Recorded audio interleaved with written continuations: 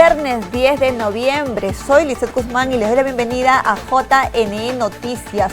Veamos de inmediato nuestros titulares.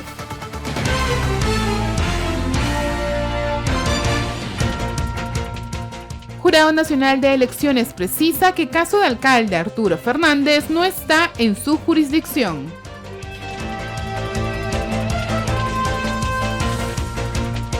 Expertos electorales abogan por conservar elecciones primarias como única modalidad.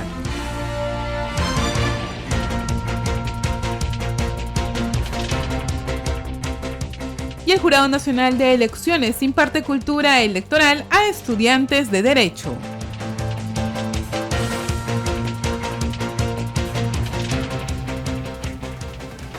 Comenzamos con nuestra información. A través de un comunicado, el Jurado Nacional de Elecciones precisó que el caso del alcalde de Trujillo, Arturo Fernández, no está en su jurisdicción.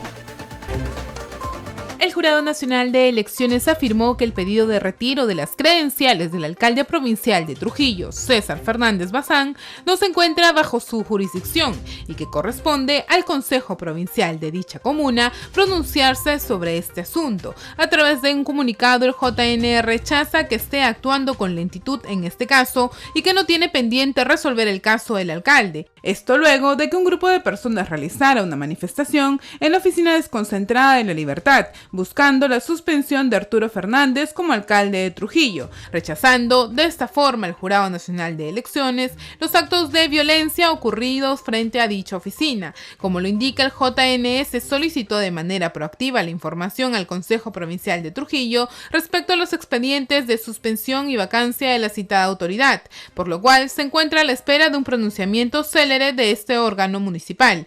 Asimismo, destaca el comunicado finalmente que solo el Consejo Municipal puede declarar la vacancia o suspensión de los cargos de alcalde o regidor. Cabe recordar que el Pleno del JNE solo actúa como órgano de segunda y definitiva instancia y lo hará en medida que se interponga un recurso de apelación. El especialista en temas electorales, José Naupari, señaló en entrevista con JNE Noticias que si una organización política quiere tener mejores afiliados, debe mejorar su reglamento electoral o estatuto. José Naupari, especialista en temas electorales, aseveró que el único impedimento que tiene un ciudadano para afiliarse a nivel constitucional es que no esté suspendido en su derecho a ciudadanía. Las organizaciones políticas son personas jurídicas de derecho privado. ¿Ello qué implica? Que ellos pueden hacer todo aquello que, digamos, no les está prohibido. ¿Por qué es importante partir de esta premisa? Porque los filtros los tienen que establecer las propias organizaciones políticas. El jurado, como una entidad pública, solo tiene que verificar aquello que la ley le dice que puede verificar. En este caso, el único impedimento que yo tengo para ser afiliado o afiliarme a cualquier organización política a nivel constitucional y legal es que yo no esté suspendido en mi derecho de ciudadanía. Es decir, que yo no tenga ninguna condena vigente o alguna inhabilitación del Congreso que impida que yo pueda afiliarme a una organización política o fundar una organización política. Agregó que quien establece límites respecto al estatuto es la propia organización política. ¿Quién puede establecer mayores límites a nivel de su estatuto? La propia organización política, sea partido político o movimiento regional. Si el partido político o movimiento regional a nivel estatutario colocan mayores requisitos a los previstos en la ley o mayores impedimentos a los previstos en la ley, son ellos los responsables de velar, porque justamente al momento de decidir a quién le entregan una ficha de afiliación o si procesan una ficha previamente registrada y antes de remitir la ROP, tendrían que verificar si están cumpliendo con esos requisitos que ellos mismos han impuesto. Finalizó diciendo que el jurado no debe supervisar el cumplimiento de requisitos que no están en la Constitución y la ley. Y en ese contexto, si una organización política, partido político, movimiento regional, quiere tener mejores afiliados o afiliados impolutos, tiene que hacerlo comenzando por su propio estatuto, por su propio reglamento electoral, y luego de ello, eventualmente, establecer el filtro. Ahora, y ahí también viene un tema bien interesante, precisamente porque las organizaciones políticas son personas jurídicas de derecho privado. Distintos especialistas electorales respaldan mantener las elecciones primarias como única modalidad para que los partidos políticos y los peruanos puedan elegir a sus candidatos a través del voto de todos los ciudadanos. Como se sabe, la Comisión de Constitución ha presentado un proyecto de ley para reformar las elecciones primarias. El especialista en temas electorales, Manuel Villalobos, señaló que este proyecto significaría volver al mecanismo de democracia interna que se tenía con anterioridad al 2019. El jurado en las redes sociales al menos he visto que ya ha sacado un comunicado en el que el pleno del jurado ha sentado una posición, digamos que es contraria al proyecto de ley, porque efectivamente este proyecto de ley lo que está haciendo es volver al mecanismo de democracia interna que se tenía con anterioridad al 2019, que son estos tres procedimientos de selección de candidatos abiertas, cerradas o por delegados.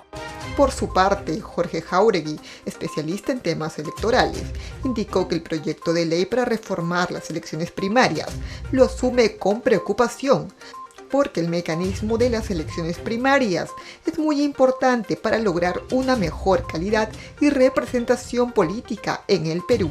Yo lo asumo con bastante preocupación porque el mecanismo de las elecciones primarias es un mecanismo importante para lograr una mejor calidad de la representación política en el Perú. En la medida en la que a través de mecanismos como el de las elecciones internas, los partidos políticos decidían quiénes eran las personas que tenían la condición de precandidatos a través de mecanismos bastante opacos, ¿no? Incluso claramente que le entregaban una gran capacidad de decisión, ¿no? Decidían quiénes eran los precandidatos las élites, las dirigencias partidarias, ¿no? Entonces, rompiendo con una lógica que la propia Constitución establece, que los ciudadanos podemos participar en la política de forma directa cuando votamos o en forma indirecta a través de partidos cuando los ciudadanos desean postular. Entonces, el derecho de participación política queda bloqueado si los partidos políticos mantienen un esquema de decisión de las precandidaturas cerrado. Asimismo, el secretario general de la Asociación Civil Transparencia, Iván La Negra, sostiene que la iniciativa legislativa que contempla las primarias como una alternativa de 3 para que los partidos elijan a sus candidatos a comicios demuestra el temor de algunas agrupaciones políticas. Establece la posibilidad de que solo los afiliados participen, ya sea para que ellos directamente designen a los candidatos o designen a delegados que a su vez sean quienes elijan a los candidatos. ¿Por qué los partidos estarían interesados en algo así? Desde luego pueden haber varias razones.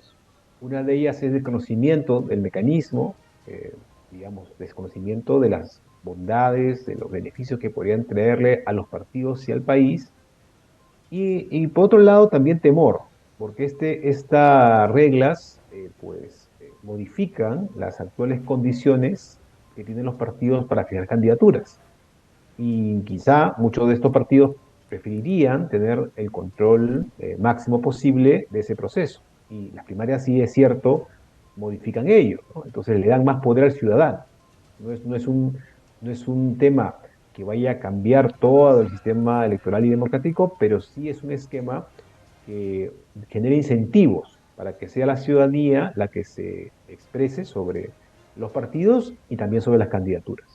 Finalmente, el politólogo Fernando Tuesta señaló que las elecciones primarias fueron suspendidas en 2 oportunidades por parte del Parlamento y recordó que la consecuencia se evidenció en una baja participación de los militantes de las agrupaciones políticas en su democracia interna y que la elección pase desapercibida. Que se suspendieron las primarias. Entonces, ¿para qué vas a ir a elegir si ya está todo elegido? Resultado de esto, ¿qué cosa ha sido? ¿Cuánto ha sido la participación? Y esto no responde el dictamen ni la Comisión de Constitución. ¿Cuánto ha sido la participación de los militantes en estas elecciones internas, así denominan? 4.9, 5%.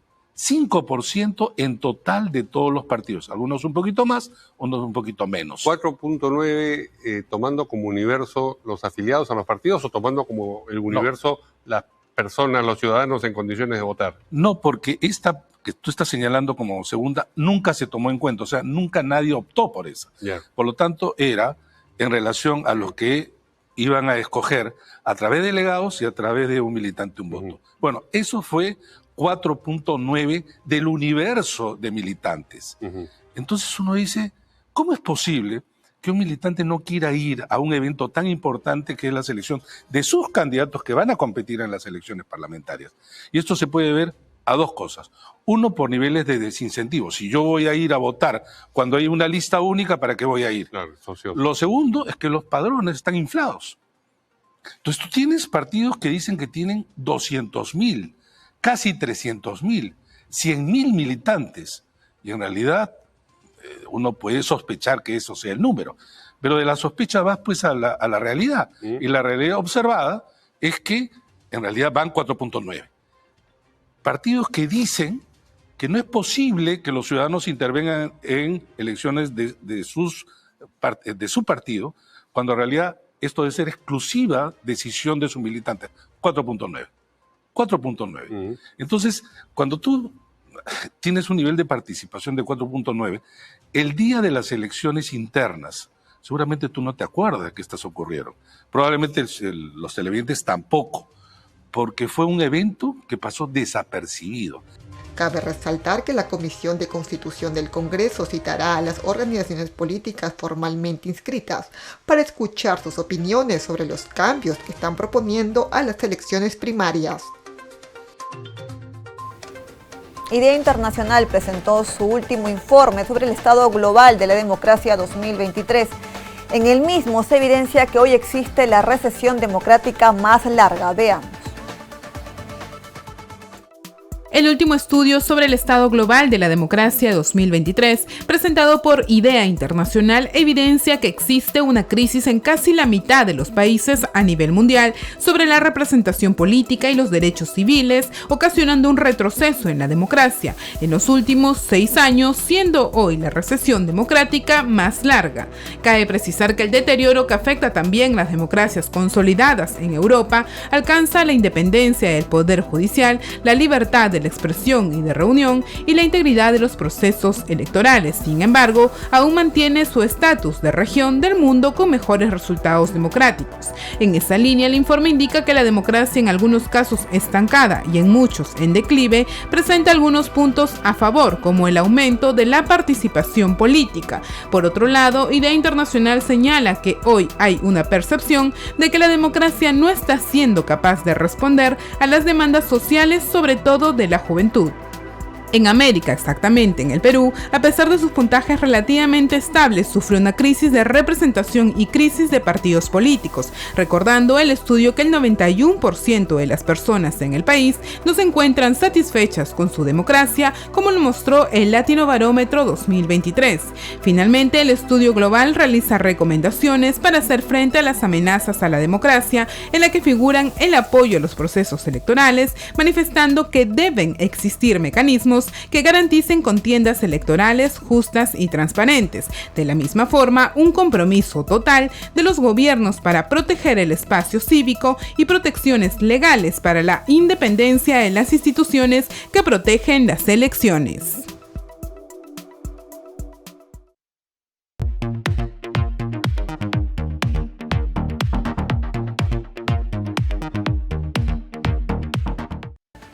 IDEA Internacional ha presentado un informe con respecto al estado global de la democracia 2023. Y una de las conclusiones más preocupantes es que la mitad de países del mundo sufren retrocesos democráticos. Vamos a hacer un análisis junto al jefe de IDEA Internacional para que nos explique en mayor detalle. Él es Percy Medina y ya está con nosotros vía Zoom. ¿Cómo está? Buenos días. Muy buenos días. Coméntenos, por favor, qué tipo de retrocesos sufre nuestra democracia, ¿no? En este informe que se ha detallado que la mitad de países del mundo tienen este tipo de retrocesos. Bueno, no son buenos tiempos para la democracia. En los últimos 6-7 años hemos visto un periodo de retroceso importante en varios indicadores. No ha habido, como se esperaba, un desarrollo y un crecimiento en varios otros que están prácticamente estancados, y lo que se ve entonces es un panorama de la democracia en el mundo que es preocupante, ¿no? Y que parece tender a empeorarse en algunos casos. Muchos países que estaban en una situación de avance o en una situación de democracias de desempeño medio, han bajado sus indicadores, otros en los que se estaba empezando un proceso de democratización han retrocedido. Entonces, en general, lo que vemos es más bien un panorama que llama a la alerta y a estar cuidadosos frente a lo que puede pasar con nuestras democracias en general en todo el mundo. Ahora, sin embargo, ocurre lo contrario, ¿no? Si hablamos de países nórdicos, los mejores resultados democráticos, se podría decir, son en estos países. Pero ¿cuál es la característica que tienen ellos? Bueno, hay democracias que tienen una historia que ha sido más bien ascendente en materia de democracia, ¿no? Que han ido construyendo a lo largo de los años mejores condiciones para su Estado de Derecho, para el ejercicio y reconocimiento de derechos, para mejorar las condiciones del gobierno representativo, y entonces en conjunto podemos decir que se trata la participación ciudadana, y entonces en conjunto podemos decir que se trata de una mejora en la calidad de la democracia. Hay países que efectivamente lo han ido logrando poco a poco y que hoy son democracias sanas. Otros países que tienen democracias más jóvenes o más frágiles o no han logrado transitar en ese sentido, o habiéndolo hecho han tenido retrocesos. Hay que tener en cuenta que hay democracias que han disminuido su calidad, el alcance de los derechos que se le reconocen a la ciudadanía y que por lo tanto afectan a la democracia, ¿no? En América Latina, por ejemplo, Venezuela fue durante muchas décadas una democracia estable y la democracia en Venezuela se perdió. Nicaragua era un país que parecía encaminarse hacia la democracia después de una época de violencia y de conflictos internos complejos, y sin embargo nunca se consolidó la democracia y también se ha producido un retroceso. Y en general en América Latina lo que vemos hoy es el retroceso de indicadores en muchos países como El Salvador, claro, Guatemala, en fin, el propio Perú, ¿no? Que es mencionado en el informe como un país donde se han incrementado los riesgos para la democracia. Claro, y precisamente de uno de esos países le quería yo hablar, que es de El Salvador, que según este informe es la caída más significativa en países de Latinoamérica. ¿No podría entonces decir por qué El Salvador se califica como uno de los países donde su democracia está más deteriorada, por favor?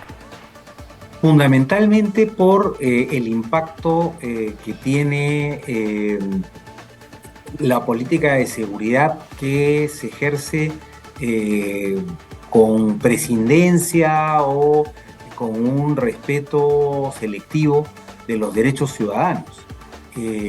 Hay, en el caso de El Salvador, un cuestionamiento a la vigencia del Estado de Derecho, es decir, la vigencia de la ley, también al reconocimiento y ejercicio de derechos ciudadanos, y en general hay una preocupación sobre la estabilidad del gobierno representativo, ¿no?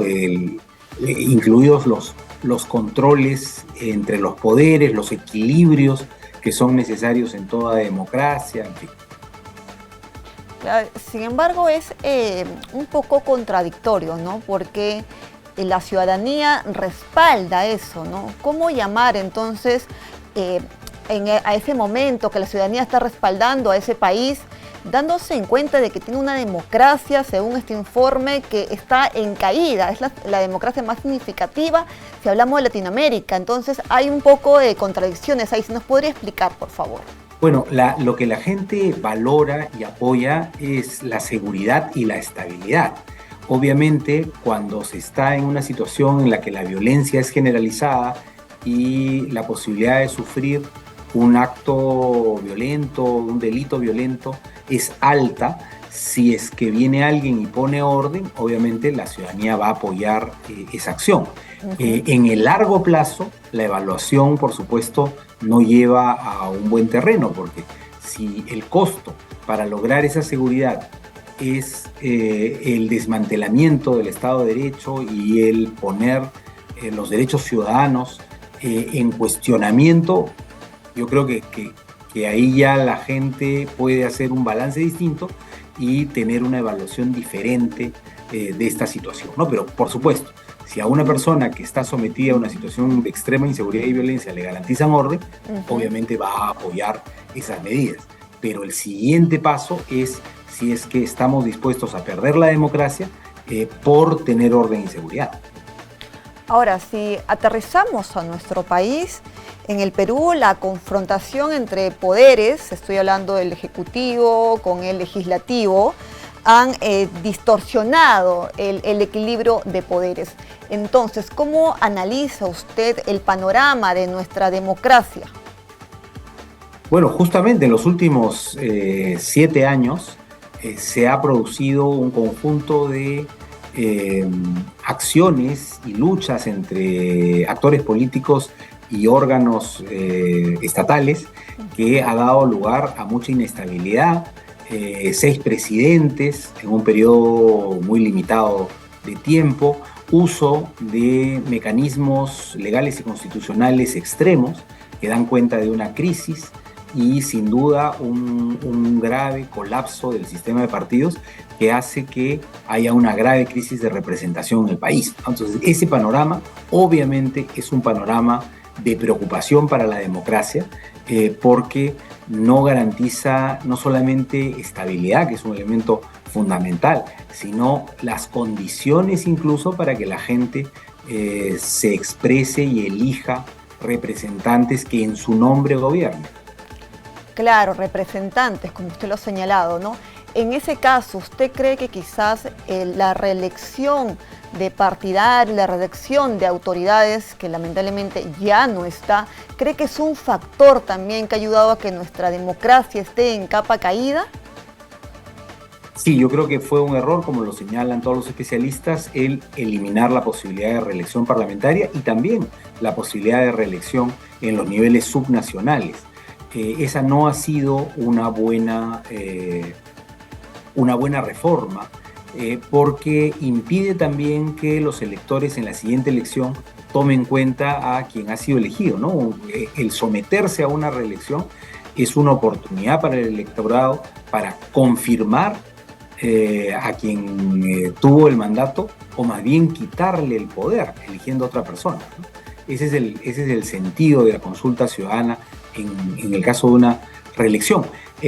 Pero si es que la reelección en sí misma está prohibida, lo que hacen muchos elegidos es aprovechar ese único periodo que tienen para usar el poder sin límite y sin tener que rendir cuenta, porque saben que no se van a someter inmediatamente a una consulta ciudadana en relación con su desempeño. Entonces, ciertamente no es una buena decisión y ojalá que se pueda revertir, pero por supuesto no es el único elemento. Hay muchos otros elementos que han coadyuvado a esta crisis de representación, entre otras cosas, el colapso del sistema de partidos. Ahora, finalmente, ¿qué tan importante es el apoyo a nuestros organismos electorales, sobre todo en procesos electorales, cuando estamos hablando de enfrentar las amenazas, ¿no?, hacia nuestra democracia? Bueno, la autonomía de los organismos electorales es un elemento central de la integridad en un proceso electoral. Es decir, si es que no tenemos organismos electorales autónomos, profesionales, que actúan en el marco de la ley y que por lo tanto le deben lealtad solamente a la Constitución y la ley, entonces lo que tenemos es elecciones poco confiables, que no van a dar autoridades con legitimidad y que van a generar un problema muy serio en el sistema democrático. Entonces, los organismos electorales son una piedra angular, no solamente de los procesos electorales, sino de la democracia, porque sin organismos electorales autónomos y creíbles, las elecciones pierden confianza y credibilidad y con ello la democracia entra en un problema muy complicado, ¿no? Así es. Muchas gracias entonces por habernos acompañado el día de hoy y explicado un poco más este tema. Muchas gracias. Siempre un gusto. Bien, nosotros hemos conversado con Percy Medina, jefe de IDEA Internacional. A esta hora de la mañana es momento de ir a una breve pausa y retornamos con más información aquí en JN Noticias.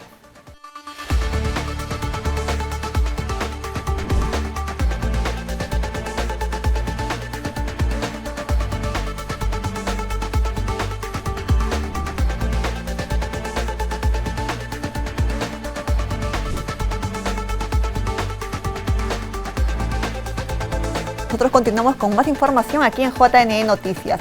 18 países participaron de la 20ª Asamblea sobre Innovación en Identidad Digital. El encuentro fue inaugurado por la jefa del RENIEC, Carmen Velarde, y buscó generar un espacio de intercambio de experiencias para mejorar la identificación y el registro de personas. Se dio inicio al 20º encuentro de Asamblea General denominado CLARCIEF, Gobernanza y Seguridad de la Información para la Identidad y los Registros Civiles, donde fueron invitados al Perú 18 países. En la misma, la jefa del RENIEC, Carmen Velarde, inauguró este encuentro y disertó sobre la gobernanza de la identidad y de las instituciones registrales a nivel regional. Aquí está presente todo un continente, una región poderosa, porque tiene mucha data y tiene a todos los ciudadanos no solamente empadronados, sino garantizando la seguridad jurídica continental. La autonomía pasa en cómo eres independiente en todos los procesos que trabajas para una identificación. Y eso es lo que debemos lograr desde el CLARCIEF. El tema de la identidad, de los registros civiles, tiene que estar posicionado de tal manera que comprendan nuestros gobiernos que debe ser una política pública. Persona que nace, niño, niña, en cualquier lugar de nuestros países, tiene que estar identificado, documentado, porque existe. En el encuentro regional se abordó temas sobre la seguridad de la identificación y el registro civil, asimismo identificación para garantizar el sufragio y el registro de las poblaciones vulnerables, entre otros temas. Por su parte, el presidente de CLARCIEF, Jorge Wetley, destacó que el organismo que preside busca garantizar la identificación para todos desde hace más de 15 años. Y a lo largo de estos 18 años de vida, que todos los países que lo integramos nos hemos propuesto garantizar a todas las personas que constituyen nuestra población el derecho a la identidad, proporcionándoles los medios idóneos para que esta identidad sea registrada y acreditada fehacientemente.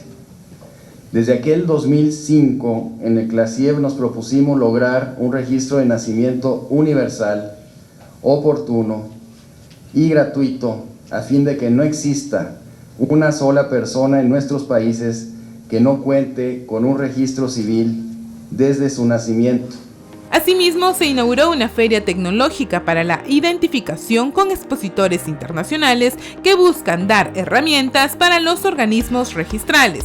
Y en el mismo presentaron una aplicación que da mejoras a la seguridad en la identificación de las personas, tan solo escaneando el DNI. Ahora lo que vamos a hacer es vamos a utilizar el teléfono a 12 centímetros de tu cara con una serie de colores que va a garantizar el tiempo real de la transacción. Entonces, si puedes poner tu rostro en el óvalo, lo que vas a ver es una serie de colores que van a reflejar. Y como los colores reflejan en la piel humana, es único. Ese check quiere decir 3 cosas. Número 1, eres una persona viva. Número 2, eres la persona que estaba en el DNI, con la comparación facial. Y número 3, hiciste la transacción en tiempo real. Entonces, con eso garantizamos la presencia genuina y podemos garantizarle al banco o al gobierno que tú fuiste la persona que hizo esa transacción, sin duda alguna. Asimismo, también se abordó sobre la inteligencia artificial para la identificación, de la misma forma sobre los principales retos de la región.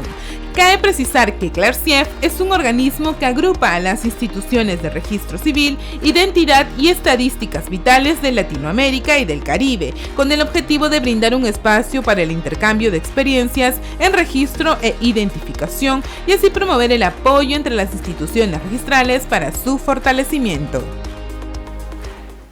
Una delegación de la Universidad Antonio Ruiz de Montoya visitó la sede institucional del JNE a fin de conocer las funciones del organismo electoral. El JNE recibió la visita de una delegación de 25 estudiantes de la Facultad de Derecho de la Universidad Antonio Ruiz de Montoya, en virtud del programa Visita a las instalaciones del JNE, establecido en el convenio interinstitucional suscrito con dicha casa de estudios. Los estudiantes fueron recibidos por la magistrada del Pleno del Supremo Tribunal Electoral, Delia Espinosa, quien destacó la importancia de que los estudiantes comprendan la labor del JNE. es en el marco del convenio que se tiene suscrito con esta universidad denominada Antonio Ruiz de Montoya. Nosotros nos sentimos muy complacidos, nos sentimos muy honrados con la presencia de la juventud, en este caso estudiantes de Derecho.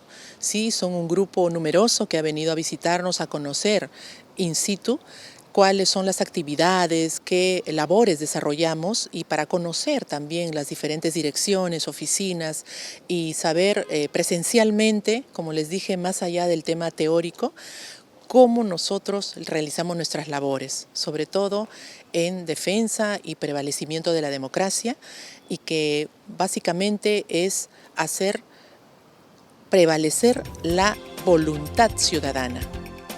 De esta manera, por intermedio de representantes de la Secretaría General y del Registro de Organizaciones Políticas, los jóvenes tuvieron la ocasión de conocer cada una de las atribuciones que le competen al máximo organismo electoral, como parte de su función jurisdiccional y registral, respectivamente.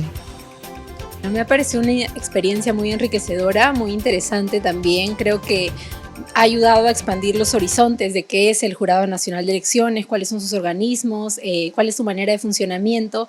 Yo creo que esta experiencia marca completamente la diferencia, porque hay una diferencia muy grande de lo que muchas veces se habla en clase a poder verlo a primera mano.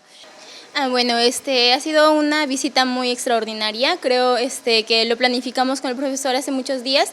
Me ha parecido muy interesante el saber el funcionamiento y todo lo que está detrás, ¿no? Todo el trabajo que tienen detrás de todo lo que nosotros tal vez la sociedad no puede ver, ¿no? Realmente una experiencia inolvidable en los 22 años que tengo, una experiencia que no voy a olvidar, y la labor que cumple el Jurado Nacional de Elecciones es una labor grande, porque toma muy en cuenta lo que es la democracia y el papel que esta va desempeñando cada año, ¿no? Es así que, como parte de su labor de fomento de la cultura electoral y democrática, el Jurado Nacional de Elecciones impulsa visitas guiadas de estudiantes de Derecho de universidades de diversos puntos del país a su sede institucional, a fin de darles a conocer las funciones constitucionales del organismo electoral en periodo electoral y no electoral, y el funcionamiento de sus principales unidades orgánicas. Y esta es una noticia motivadora. 2 estudiantes afrodescendientes ganaron una beca en Pronavec. Gracias a su activismo en Ashanti, en Perú, lograron cumplir su sueño. Gracias a su activismo en Ashanti, en Perú, una red peruana de jóvenes afrodescendientes, las mellizas Leslie y Lady Salazar lograron cumplir sus sueños, pues el colectivo las orientó para que obtuvieran las becas de Pronavec en la categoría de afrodescendientes. Tanto Leslie como Lady desde la primaria destacaron no solo en los estudios, sino también en los deportes, pues llegaron a ser las representantes de su colegio en atletismo. Aunque ambas jóvenes tenían numerosos talentos, había un problema: la falta de recursos. Lady también recordó que, con bastante esfuerzo, su madre había ahorrado dinero y con este logró inscribirla a una academia solo a ella. A su hermana le enseñaba por las noches todo lo que aprendía. No obstante, esto duró poco tiempo, porque luego vino la pandemia y ambas tuvieron que empezar de cero. Tras terminar el colegio, Leslie empezó a trabajar en un agente y después en la OMPE, junto con su hermana. Luego tomaron otros trabajos con el fin de solventar los gastos en su casa. Hoy en día las mellizas estudian Administración Turística en el Centro de Formación en Turismo Senfotur. Anunció la entrega de un bono de 600 soles para los trabajadores del sector público. El subsidio beneficiará a más de 562.000 personas. A fin de inyectar liquidez en la economía familiar, el gobierno anunció la entrega de un bono de 600 soles para los trabajadores del sector público. Este subsidio beneficiará a más de 562.000 personas. La Ley 31912 autoriza por única vez este bono excepcional para los servidores de los regímenes bajo los decretos legislativos 276, 728 y los trabajadores del decreto 1057, régimen CAS. También se incluye a los trabajadores de la Ley 30057, Ley del Servicio Civil, los trabajadores penitenciarios de la Ley 29709 y los del Servicio Diplomático, con su Ley 28091. Este bono excepcional se entregará este año fiscal 2023. No tiene carácter remunerativo, no está afecto a cargas sociales, no es de naturaleza pensionable ni forma parte de los cálculos de los beneficios laborales. La norma precisa que este bono no contempla a los funcionarios con cargo de nivel de dirección o de confianza. Finalmente, el personal beneficiario debe contar con vínculo laboral al 30 de junio del 2023 y encontrarse registrado en el aplicativo informático para el registro centralizado de planillas y de datos de los recursos humanos del sector público del Ministerio de Economía y, en caso de gobiernos locales, en la planilla electrónica PDT Plame.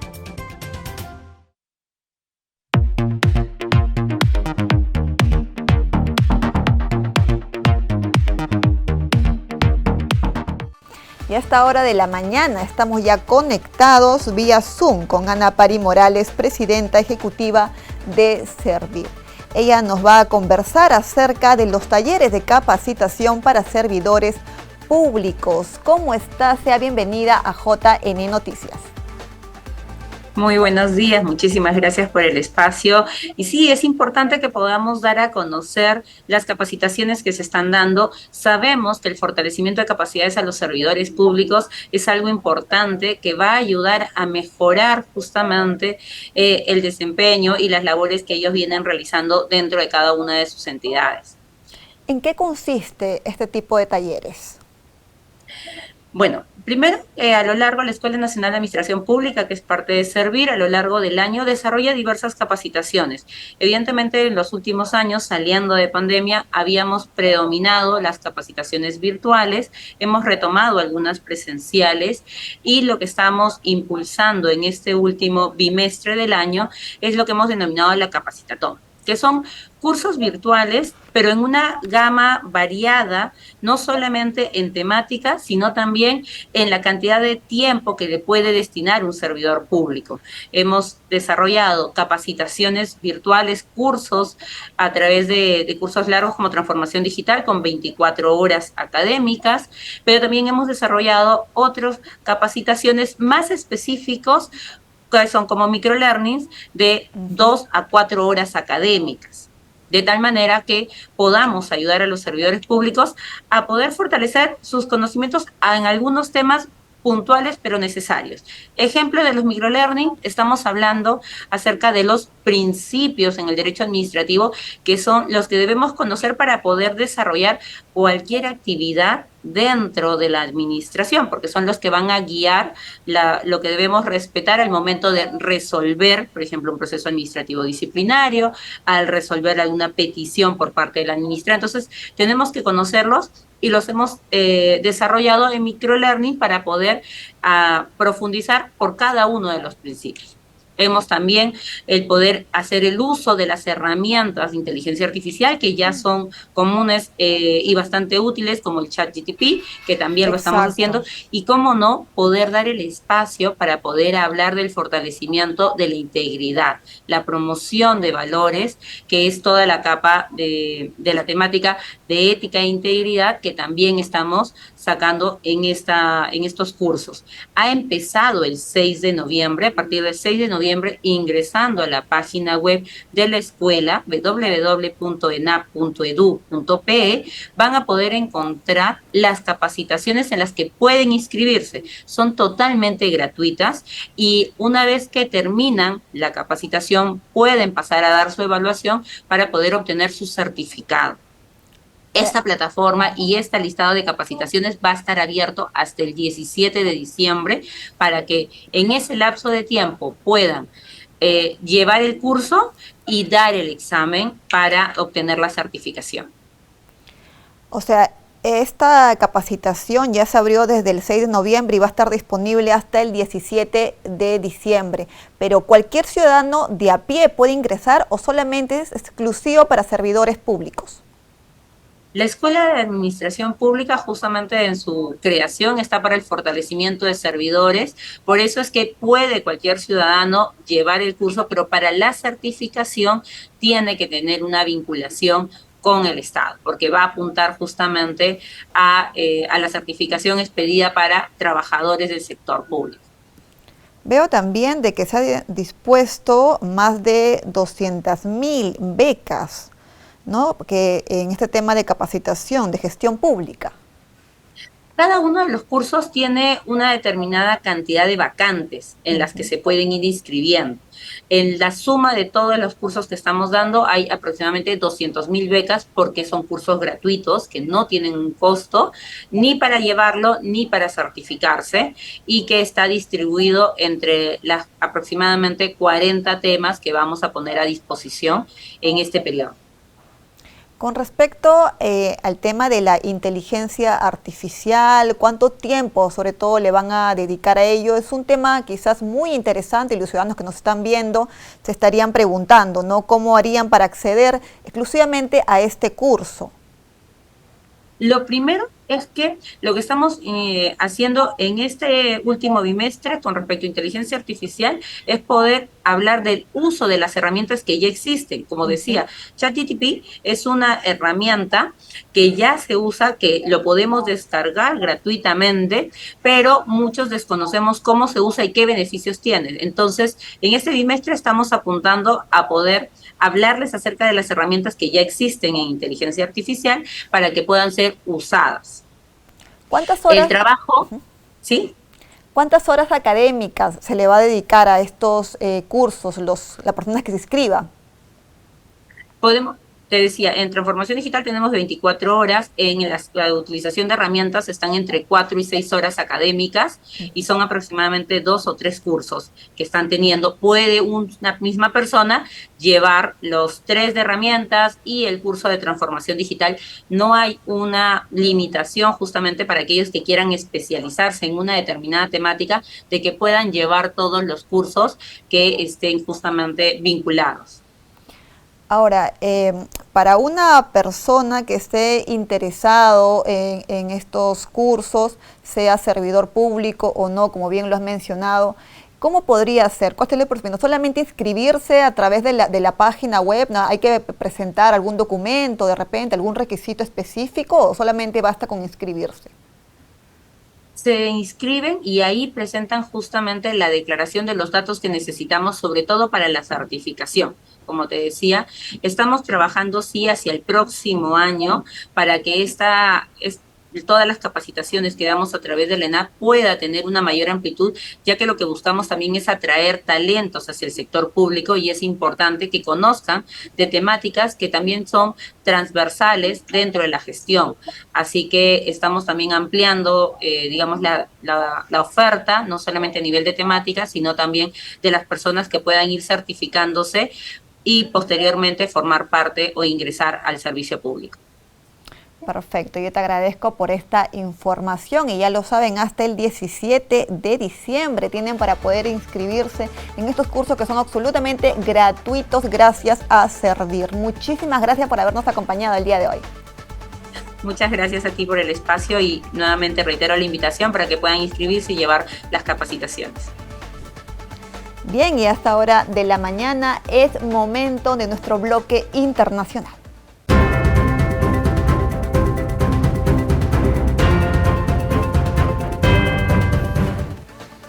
El mandatario de Venezuela, Nicolás Maduro, aseguró que habrá garantías totales para todos en las presidenciales de 2024. Nicolás Maduro aseguró que habrá garantías totales para todos en las presidenciales de 2024 y en los otros comicios que tiene previsto celebrar el país en los próximos años, cuando cada quien saldrá con su candidato a votar. Venezuela tiene previsto celebrar las presidenciales en el segundo semestre de 2024, como acordaron las representaciones en el diálogo del oficialismo y la oposición el pasado octubre en Barbados, donde firmaron un acuerdo parcial sobre la promoción de derechos políticos y garantías electorales para todos, que contempla, entre otros puntos, la observación internacional. Asimismo, establece que se promoverá la autorización a todos los candidatos presidenciales y partidos políticos, siempre que cumplan con los requisitos establecidos para participar en la elección presidencial, consistentes con los procedimientos establecidos en la ley venezolana.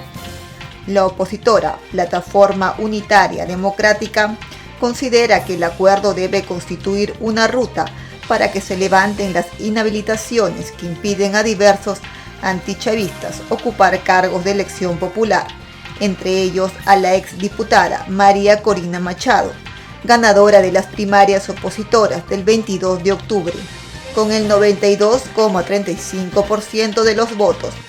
Sin embargo, el oficialismo ha insistido en que una persona que esté inhabilitada políticamente no puede ser candidato para las presidenciales.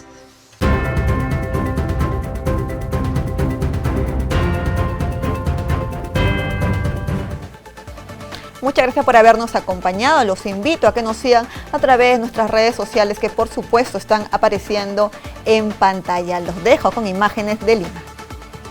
Orgulloso de ser tu cantor, yo te llevaré de aquí a otra tierra a mostrar tu gran valer.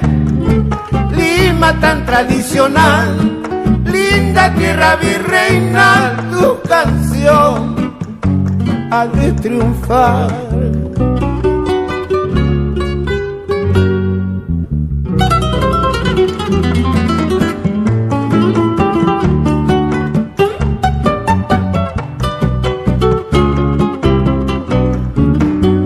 La canción de Lima que pasó, hay que hacerla recordar, hay que hacerla